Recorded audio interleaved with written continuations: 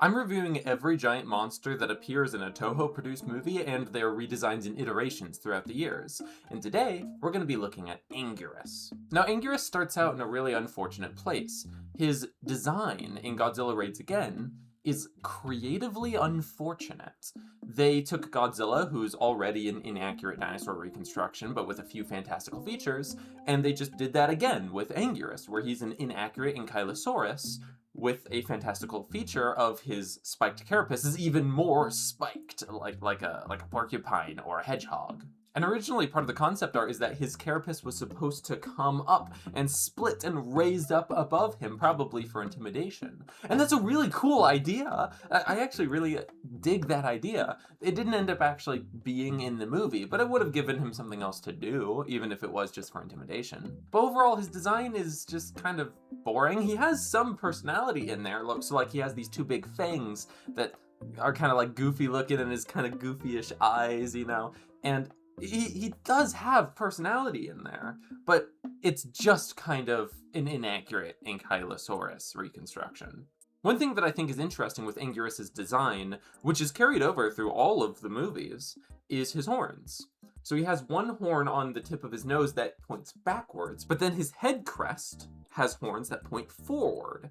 So it's a little odd. It reads as like a little ineffectual, but you know, it's just as unrealistic as Godzilla in this era. It's just interesting that all of his designs ended up keeping that detail. And then for the rest of the Showa era, we get this design of Anguirus, which is much more rounded. You know, his snout isn't as long, it's shorter and more bulbous. It's much more friend-shaped, and that's because he is recontextualized as Godzilla's ally rather than his enemy. And it works totally fine for the movies.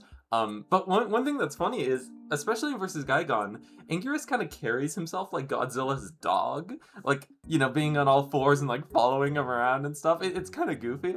And here we get to see a element of Anguirus that is difficult to grasp with and deal with his identity, is that how does Anguirus fight? Because the Godzilla movies are largely giant monsters fighting. Anguirus being the first monster that ever shows up to fight Godzilla, how does Anguirus actually fight?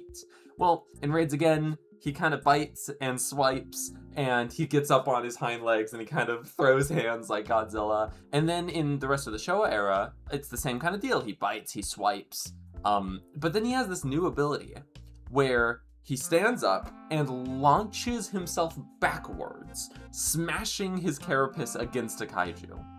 And this is an interesting way to turn his defensive carapace into an offensive weapon.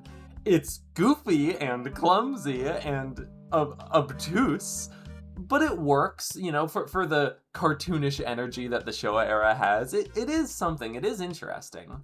And then next we have Anguirus from Final Wars. And I actually really dig this design. So first off, his design is a little bit more shorter, like his proportions are a little shorter, a little tighter to his body, and that's because he has a new ability where he rolls up into a ball, and he rolls into kaiju. Like, okay, in the Showa era, he launches himself backwards and smashes with his carapace. It's kind of goofy and it looks weird, but in Final Wars, turning his defensive carapace into an offensive weapon by turning himself into a ball to run into kaiju, that's a really creative idea.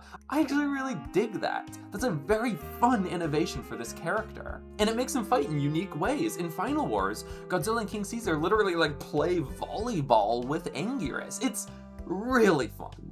And another detail I really like is that his spikes are this bright yellow color. The color of his spikes have always been a little yellow-ish, but it's been very minimal. But here it's like this bright yellow to really highlight them. And this is his most distinguishing quality on his design, so it's good to sit there and really highlight it. And then we get to Singular Point.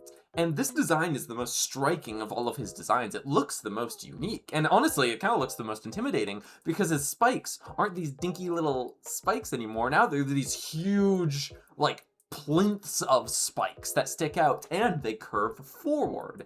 The pointing forward spikes reads as a lot more intimidating. So this one with all of those different spikes, they're massive, all pointing towards you, and his stance is much wider. It's a lot more threatening. And then he has this ability where his spikes can kind of vibrate and kind of point in different directions very slightly, so that when he receives bullet fire, it reflects the bullets back at the attackers. That's a very unique ability, again, turning his defensive weapon into an offensive one. But unfortunately, in this depiction of the character, he loses the ball ability from Final Wars. And I feel like that gave him a lot more variety in what to do in battle and a lot more uniqueness.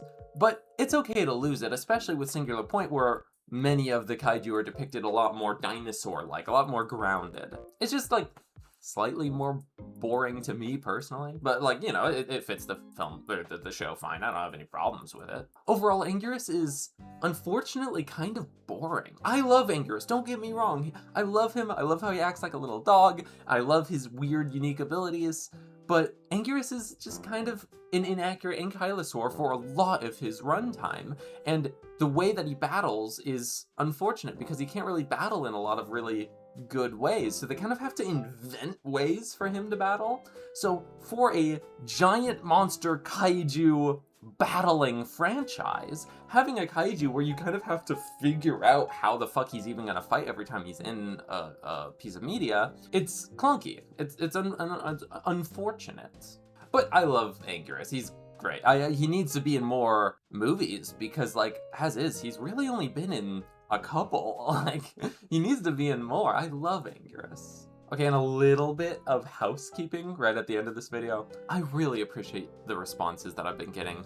On the shorts, I've been getting a couple factual inaccuracies that I've accidentally done, and I love those comments because I'm able to go and actually fact check myself. I'm like, oh, yeah, no, you're right, I did say something wrong. So I really appreciate that feedback a lot. A lot of this is opinion piece, so I really want at very least the facts to be absolutely objectively true. So I appreciate the corrections, and please continue correcting me if I get anything factually incorrect. And then also, the responses have been so nice. Like, the positive responses actually make me emotional.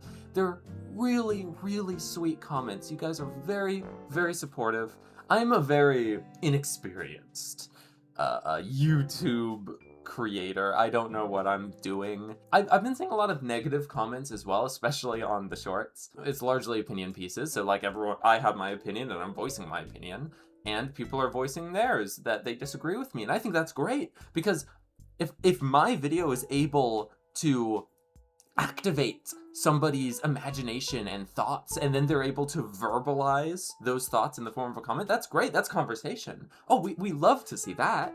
And as well, some of the comments are a lot more based in, like, hate, which is to be expected. This is the internet, you know? Because, like, you know, I'm picking on their favorite design, and I get it that it enacts those emotions, but, like, you know, I'm just gonna keep making videos. Their opinions, you know? But overall, thank you so much for your responses. They've been so nice, so supportive. I really, really am encouraged by the positive ones. And in fact, like, if you weight the positive and negative ones, the negative ones do weigh a little bit, but the positive ones, they weigh so much more. And I sincerely appreciate it.